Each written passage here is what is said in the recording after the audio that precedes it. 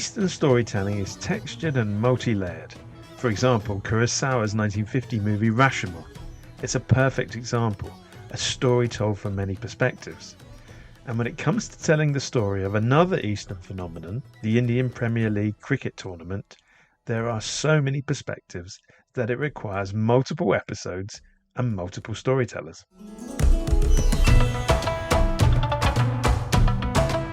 In episode 77, Lalit Modi shared his experiences of creating and establishing the IPL. This week, I was joined by Michael Grindon and Andy Kaplan, two of the key executives from the IPL's inaugural broadcast partner, SET India, to talk about the strategy of investing so early into the tournament and riding the IPL tiger.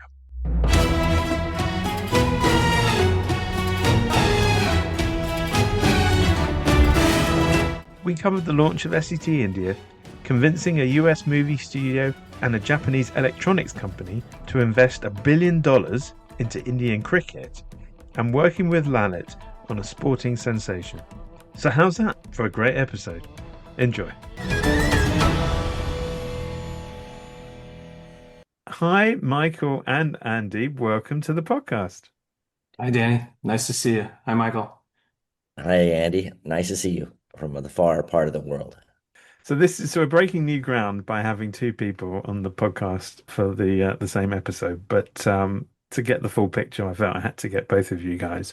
But I will still start with a fun question to get the creative juices flowing, which is, if you could pick one past or present baseball player to play in the IPL, which one would you choose? And I'll start with Andy on that one. Well, I'm gonna go with my favorite all-timer, which is Sandy Koufax. He just had his 90th birthday, and we here in our baseball call it pitching as opposed to bowling in cricket. But I think in his prime, in his day, he probably would have been a formidable opponent on the pitch. Okay, sounds good. I've heard of him. Michael? Sandy Koufax is a good choice. Good choice for pitcher. I was trying to think of a great hitter and a great contact hitter. And, I was just trying to remember. It's a Japanese hitter who played in the US, I think, for the Minnesota Twins. And for the life of me, I'm trying to remember his name. I'd have to look it up. But he was, I thought, probably the best contact hitter in baseball that they'd had. And I think for cricket, you need somebody who's got great hand-to-eye coordination.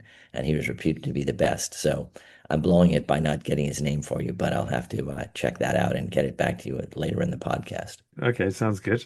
Okay, so we're somewhat inspired by the podcast I did recently with Lalit Modi, talking about how the IPL got together. And it occurred to me that as Sony and SET were such an integral part of the start in particular and the ongoing years of the IPL, that it would be really interesting to get a Sony perspective on that same time frame. So that was the inspiration. So I thought I would take us back to the beginning and give a bit of context and background.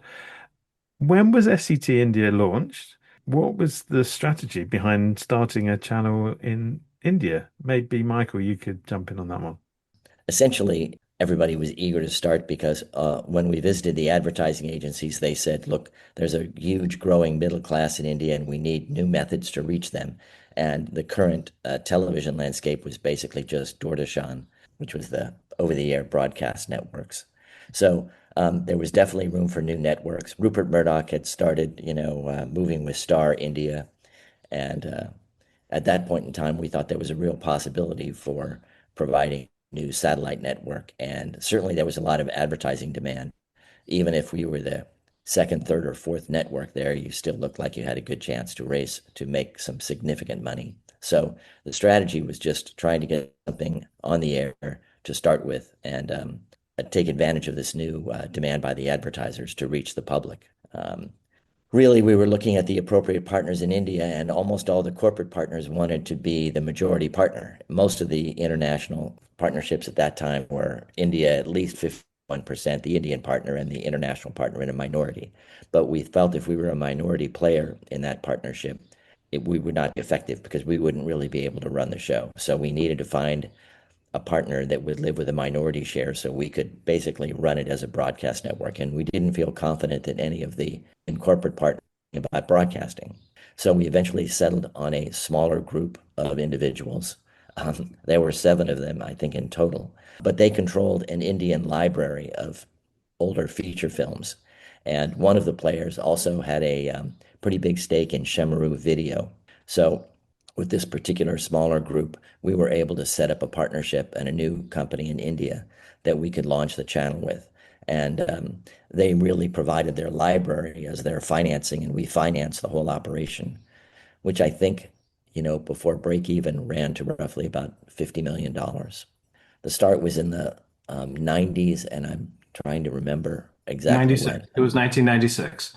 96. Thanks, Andy. You got it. Yeah. So by 1996, we made the effort to get up and running, and it was a pretty difficult startup for the time being. But we had some feature films to play with, and we tried to produce a few television series, and that really kind of got us up and on the air. So the strategy was to primarily use the library to get going and slowly add original programming as we went.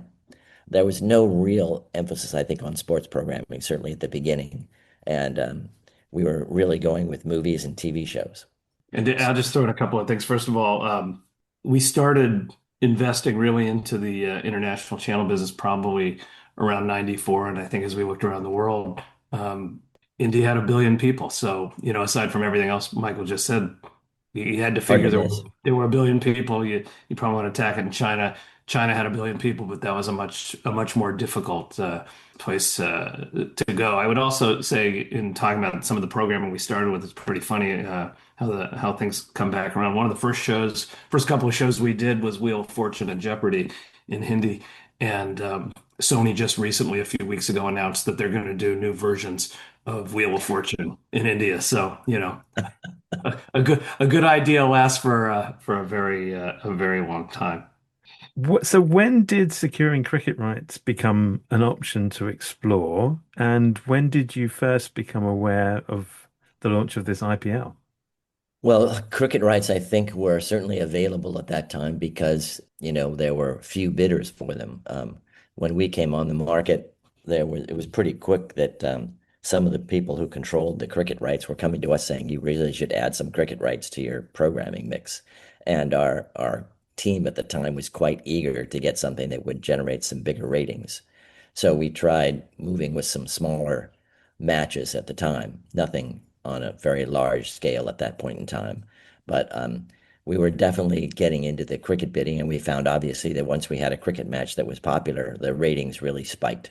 So sports was becoming an interesting alternative. Then really the opportunity came up to be able to get the World Cup cricket and the test matches. And that was an interesting arrangement where Rupert Murdoch and Star at that time had acquired the rights, the worldwide rights for World Cup cricket matches for two series of matches.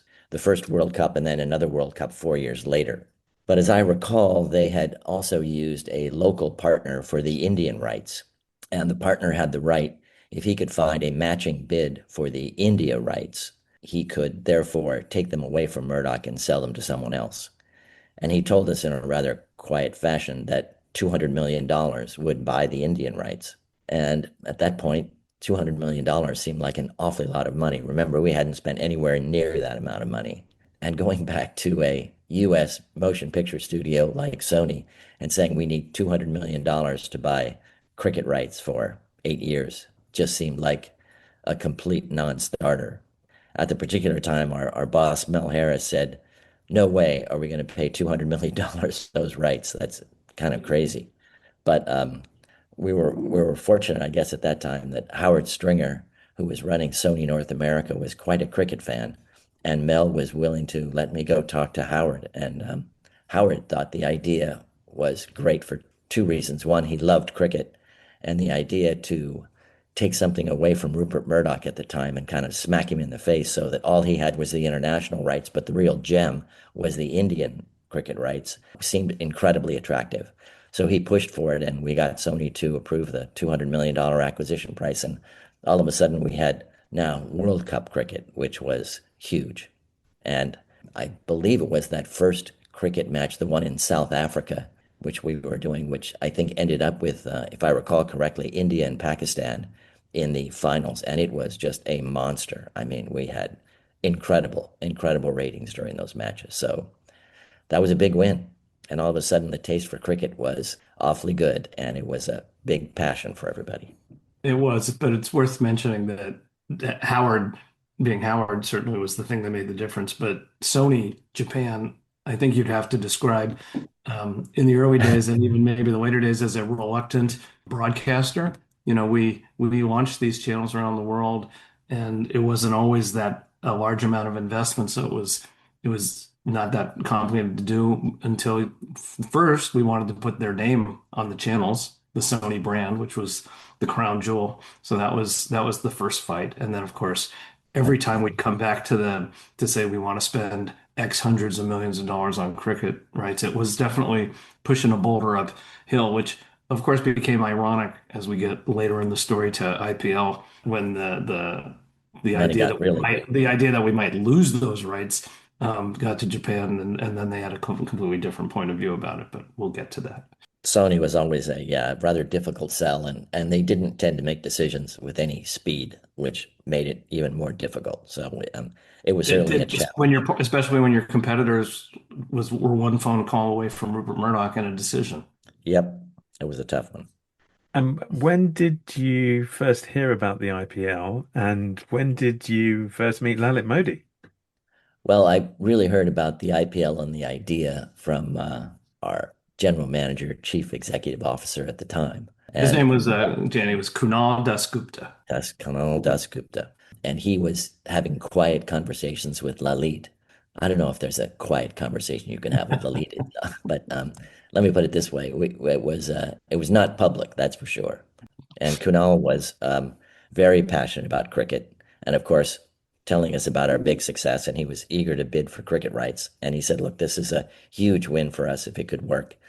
And I have to say, Lalit, in his own way, had really wound up Kunal in a big way. So Kunal was passionate about this process and very, very eager to proceed. So I think we were trying to kind of hold the reins on this and take a look at something to see if it was really practical. Lalit was incredibly persuasive, as if you've met him. He had great vision, great ideas, and he was very passionate about it. And he'd done his homework on the whole process. As I recall, he was looking for us for $1 billion commitment for cricket, which we kind of looked at it and said, Lalit, $1 billion. We had a huge difficult time getting the 200 million for World Cup cricket. Even starting this new league for $1 billion commitment was kind of crazy. But eventually, we were able to structure a deal with him that allowed for, I think, I think it was 250 million commitment for the first 2 years, 250 and 250, and then an option to do the last year's for 500 million. Well, So Michael, it was actually even better than that because it was 250, 260 for the first 5 years. yeah, And then the second over those five five. was the 750, but he wanted $1 billion announcement. And Yep, actually, right. actually it was 250 and 650, which was 900. And then we threw $100 million marketing commitment on top so he could get to the $1 billion. But again, this is all over Yeah, a 10-year period. So yeah, $1 billion is a big number, but on an annual basis, it's more palatable, especially because it was so backloaded. But I think it's also important to mention that, and again, I'm not a cricket expert on this, but this whole tournament was a whole new format. The T20s they call it. This was not the test matches and the ODIs and the 1 days and 5 day things. This was a baseball game. This was a 3 hour tournament, which made it for a lot of people much more accessible and interesting. And I think it was why Lalit was so, as you said, Michael, passionate about why this was going to be new and different and was gonna work. So yeah, so we had a $250 million commitment over 5 years and an option to extend it, but he cared about the headline and he got the headline, which yep. was pretty exciting for him until he got seller's remorse because it was so successful. How do you go about modeling something like that kind of investment for, as you say, a tournament that has never existed before with that scale of money? I mean, is how forensic can you be? Well, actually, the nice part about it, even though you were taking a risk because it was a whole new form of cricket that nobody had really experienced, was it was designed very specifically for television. You had the number of hours, you had the changeovers for the teams, so you could basically calculate the ad spots pretty clearly. And if you were looking again at most of these matches going on prime time television over the week during the period, I think modeling out the advertising revenue was pretty good as long as you assumed you were going to get pretty decent ratings for it. It looked like a big win. Um, However, one of the other issues that was problematic was we were finalizing this deal pretty late in the year, and he wanted to start this thing very early in the following year. So trying to put this thing together to be able to get all the cameras and set up the operation was a huge logistical problem. And so setting it up that fast was problematic. But of course, once it did get on the air, it was incredibly popular. Lully had done a great job basically lining up the teams and frankly, also getting the players because they had to sort of take a flyer on this new league and come into something. And not everybody around the world was eager to come to India to play cricket, but they managed to convince them and get them all there. So they had the big players and they had the big teams, and he was great at doing the announcements and marketing it. And we were pushing it pretty hard as well, obviously, announcing everything all over our network as much as we could. And it turned out to be a huge success, far, frankly, better than we had ever anticipated. But Danny, your to your question about how do you model something that doesn't exist? I mean, we knew pretty well what the cost was going to be because we knew what the license fee for the broadcasting was going to be and what other incremental production costs and so forth. But on the revenue side, you knew how many spots there were, but you had to guess what the rating was going to be and what you thought you were going to sell them for. But you were selling something that had never been sold before, so you didn't know that. But remember, we were also a dual revenue stream model, so we also had subscription revenues from the cable operators, and the goal and the hope would be that if you were successful, you could go back to the cable operators and renew those deals at much higher levels. But I think the point of your question is, it was a lot of guesswork, and you could be wrong to the upside or the downside, or you could be right to the upside or the downside. And I think, as Michael just said, fortunately, we were wrong to the good, and it turned out to be much more successful than I think people had even anticipated, which went to their ultimately their seller's remorse. And so everything you've said validates that the IPL performed very well for the channel, better than perhaps people had it anticipated.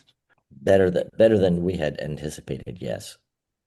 Yes, but if you want to get to the controversy, it was Yeah, it was a very close call on the controversy. So it couldn't have been so dramatically over that there was no question about the issue, but nonetheless, everybody on all sides of the equation were very happy until the honeymoon was over.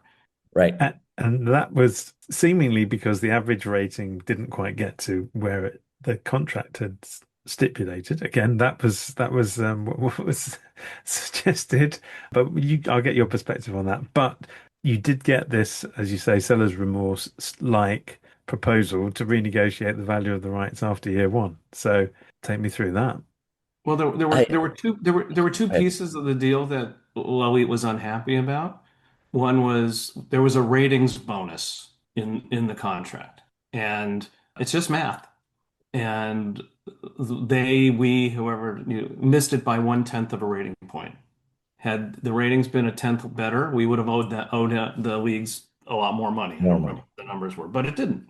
So, we took the position on the contract that we didn't owe him the money. So he was unhappy about that. So he tried to pressure us on that. The second part was the option we had to go for the full 10 years to pick up the second 5 years. We had to exercise that option at the end of the second year of the deal, which gave us 2 years of results experience. Yeah, and experience to look at to decide whether we wanted to continue at that point. And there was an option payment that would be paid that was $25 million, and then we'd pick up if we decided to do that. If we decided not to do it, he would then have 3 years because we had the rights for 5 years. He'd have 3 years to go find another buyer. But because it had been successful and he wanted to declare success, he was pressuring us to exercise the option early so he could, talk about that. Well, we didn't have to do it contractually, and it was also going to be very hard to go back to Sony in Japan and say, we want to do this early, even though we don't have to do this and make this 10-year commitment. So we didn't do that. So those two things made him unhappy, and that's when things got a little difficult. I I think, think yeah, that was the biggest issue. And I mean, essentially, then he was taking advantage of some of the, we made probably some what we thought were relatively minor mistakes in trying to set the thing up so quickly. There were places where we maybe put in an ad bump a little too quickly. We missed some benchmarks on some of those things. But in the fact of the matter was that we were trying to scramble so quickly to put the production together. There were some minor errors that he could point to contractually and say, well, you didn't do this, you didn't do that, you didn't do this. Therefore, you're in violation of the contract. But there was nothing of any significance really in those issues. And I guess this gets to the life of a senior executive, which is you get faced with these issues as they come along, and you have to come up with strategies to deal with them as they've hit you head on in this particular case. So, what's the best way of reacting when somebody comes to you to renegotiate, which I think a lot of people say in the TV business will have perhaps encountered at some point in their career.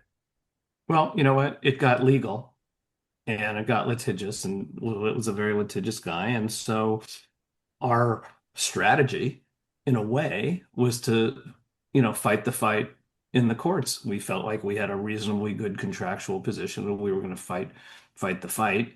It was also the difference between winning and losing a litigation and there being penalties or fees or fines or damages versus literally the ability to terminate a contract. And what we found ourselves fighting a very litigious, very loud battle in the Indian courts. And we were the international player, and Lalit was the Indian local guy. And so it was a tough fight simply on the logistics and the practicalities of trying to sue an Indian in an Indian court. Yeah, go I ahead, was just Mike. going to say, Danny, to answer your question, most of the time when people come back for a renegotiation, they've suffered some harm. And ordinarily you try to say, look, I want to mitigate your harm to some degree. And there are ways where you can apply some different issues to mitigate their harm and hopefully build your advantage and find a reasonable middle ground. I think in this point, we just thought Lalit was being very greedy because, frankly, he'd had a huge success. Everything was looking great for him. And we thought he was being, well, certainly we say, not very grateful for the fact that we had killed ourselves to try to get this thing on air and had done a pretty successful job getting it up. And he hadn't hit, of course, the huge ratings numbers that he wanted, but it was very successful. And we knew within a year or two, it was going to be even better because we could, generate more income and show everybody what was going on. So we thought, really, Lalit, you're just pushing this way too far. You should just be happy a little bit with what you've got because it was going to be an incredible success. So it was a strange instance in this case, but nevertheless, he decided he wanted more, more, more. Right. And Danny, to your question about being executives, and as I alluded to earlier, we went from trying to convince Sony to let us invest in this new league that didn't exist before to explaining to them how we might possibly lose this asset that we'd Yeah, created 6 months earlier. So it was a 180 pendulum swing from why do you want to do this to how could you have let this happen? But right. that's life. And you talk about year two, but then not too far before the start of year two, you find out that the whole tournament is moving to South Africa. So again, that must have been a little bit of a shock. Danny, we had an expression around the halls, not that unique an expression, which Jim simply said, "Well, that's India." You know, Yep. India was gonna break your heart every time. It's a challenging place. It's a fantastic place. There's so much opportunity. There's so many great people, but the day-to-day logistics of doing business there are very hard, and people have come and gone, we, during our time, and even now, Sony's been very successful there. But Michael's got a great head of gray hair on his head. I used to have hair, but India will suck it out of you. And so you'd gotten through the successful first year, and now you were in the middle of a lawsuit, and the elections were coming, and they had to move it to South Africa, and the logistics of that, it was always two steps forward, one step back. Crazy.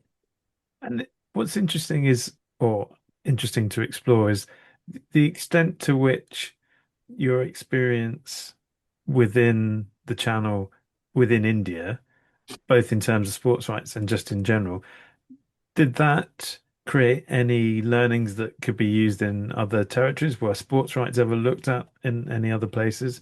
Or is it just that Indian exceptionalism that that made it very specific to that channel in that market? I don't think there are very many places in the world where, well, there probably are a few where a single sport is so powerful and dominant. I mean, in India, cricket was sort of like basketball, baseball, football, all rolled into one, incredibly popular. I suppose there are places in Europe where you would say, yeah, having football rights would be a huge issue.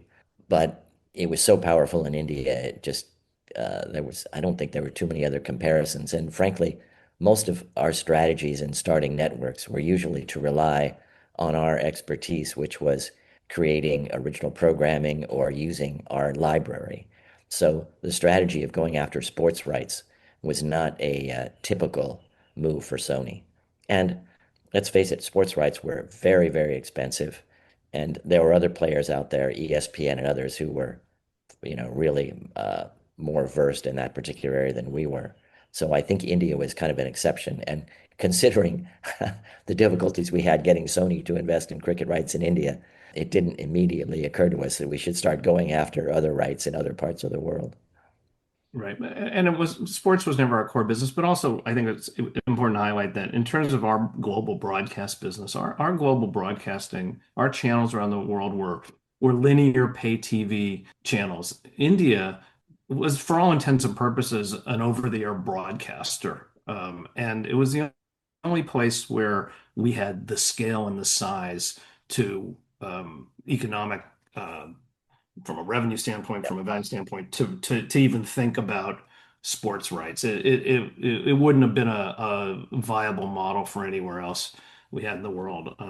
But I would also say this, going back to the origin, when Michael and his team, launched the channel in '96 for, as he said, $50 million investment, mostly from the local partners. 4 years later, there had been not only such success and growth in India, but also the world. It was Internet 1.0, and the world was on fire from a technology standpoint. And Michael made a deal to bring in an investor that valued this business at $2.5 billion. So 40, $50 million investment. 4 years later, $2.5 billion. So this thing, and there was a bubble, and valuations rationalized, but this thing was such a monster, and in large part because they had done that World Cup cricket deal, which catapulted it to success. So there was a little bit of just trying to ride a tiger here in terms of where it was going. We had to keep investing in sports rights. We had to keep investing in cricket rights to maintain the growth and profitability that we were chasing. So it was a little bit self-defining. But at the end of the day, the problem with sports is the leagues and the owners make the money, not the broadcasters. And as the cost of those rights grew and the capital risk increased, did that approval process that you touched on at the Sony level become more challenging? How did those conversations go? Was the appetite there, but then you tell people how much it's going to cost, and suddenly there's a chill in the room? What's it like to be in those conversations?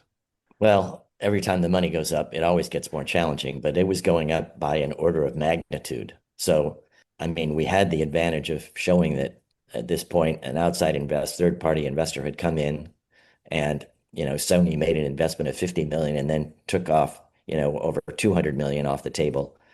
So it was pretty clear that if you had an investment that was now valued at $2 billion, that was pretty significant for Sony. So to say, guys, look, here's your investment, here's how well it's going.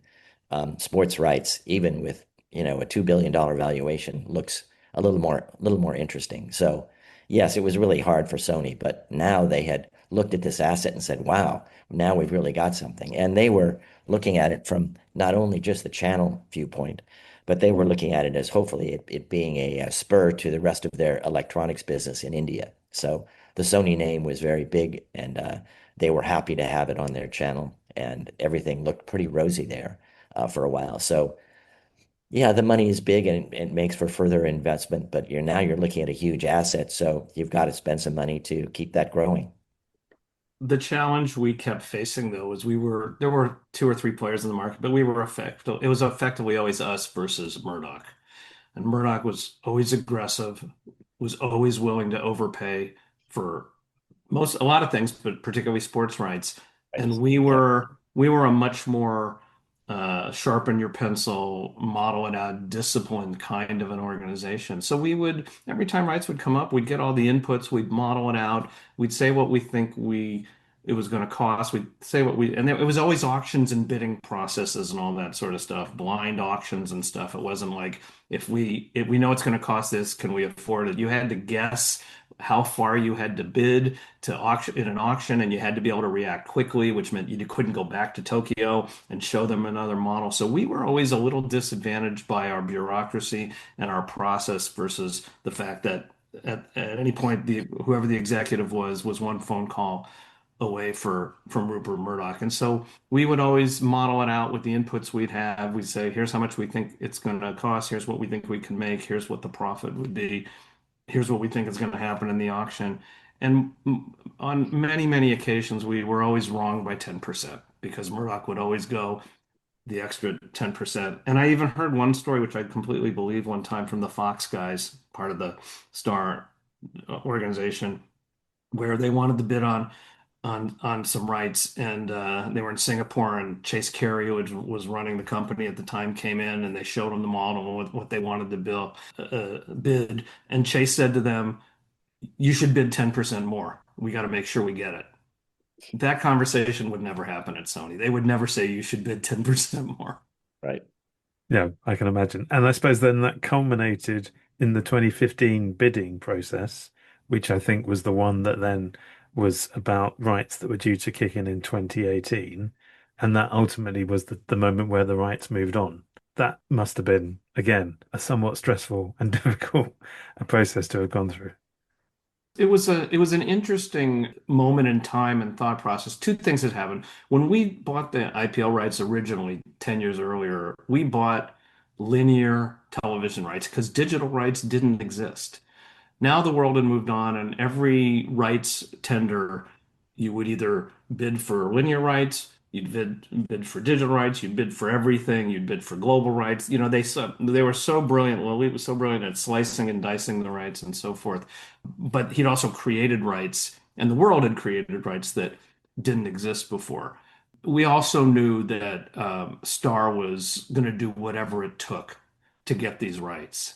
And so the conversation was as much about we're probably not going to win. What is life at Entertainment Television going to look like after the IPL, and how are we going to compete and mitigate, and what else other sports rights could we buy? Because we didn't really think that to keep these rights, to pay for what it was going to cost, to pay for what Star was going to cost, was going to make any kind of economic That's rationale for us. And so ultimately, we tried, we gave it our best shot, but we knew we weren't going to get it. So we were already planning for the future. And I think, the lead was pretty brilliant in terms of knowing what anybody was going to bid, and he could play us. We were, frankly, in many ways, we were the stalking horse for him to really jack up the rights, and he knew how to do that very well. So whatever we were going to bid, Murdoch was going to come in at something more than that, and it was pretty obvious that we were going to get played. And ultimately, did Star and then Disney and Disney Plus become hostage to those rights because they get so big that you're sort of caught up in them, and planning for life without them becomes very difficult. And as we've seen, the rights didn't ultimately were split between Yeah. TV and digital. Go ahead. I don't think anybody could have predicted where the world was going to go in terms of the evolution of the digital players. The world in India changed dramatically when Mukesh Ambani decided to get in the business, and when he teamed up with James Murdoch and Uday Shankar, who had been the CEO at Star, but after Disney bought it, he had left. That was going to be an unbeatable combination. The richest guy in India, the Murdochs, the guy who had architected the biggest media company. It was a formidable relationship, and so that was even before they ultimately merged it with Disney. They were just going to spend whatever it took, and they did. And when you're up, when you're a disciplined corporate owner versus the richest guy in India, it's a tough fight. Final question on the more serious or businessy side of things. How would you sum up your experience of bidding for, winning, and being the broadcaster of the IPL? Maybe Michael, could you share your thoughts? You're looking back, what was your big takeaway from the whole experience? Well, I think the takeaway, at least for us, was we took a big risk. It was a big swing, but frankly, I was really excited and surprised a little bit actually that Sony allowed us to go forward and push for that. But I think a lot of it was due to the testimony that, Andy and the team and everybody were putting together a great and convincing case, and we'd had success up to that point. And Sony gave us enough of a lead to say, okay, give it a try. So I was impressed that one, we could put together a good convincing case, we could put it all on air, and that Sony was, at the end of the day, willing to back us and do it. And I thought that was a great testimony to them. And we took a big swing, and we were successful with that. It was a great evidence at some point that try something outrageous, crazy, that doesn't sound like it be ever happen, but if you really have a passion for it and push hard, you can get it done. And and we did. Andy? I would also say, Danny, that, I mean, it was a very exciting time, the opportunity to be involved in creating a sports franchise, which is now, I believe, the number one brand and sports franchise in the world. To be part of that was very exciting, and I think we were a little surprised and unprepared for our success, to be honest with you. Sony Pictures was a movie company first. It was a television company second, and it was a broadcasting company third. Internally, both in Culver City and in Tokyo, this catapulted us for a period of time, sometimes good, sometimes bad, to the front of the line in terms of the conversation. Budget meetings and board meetings would frequently start with an IPL update as opposed to what's going on with the movie slate. And that was something we were not Ready used to for. or ready for. And so that was fun for a minute and a half, and then the challenges set in, and we went back to work. But I think Michael would agree that in terms of our resumes and our careers, the IPL is certainly something on the list to be noted, and that we're proud of being part of. Very good. Well, I always like to end with a fun question as well. And so this one has a sporting theme too.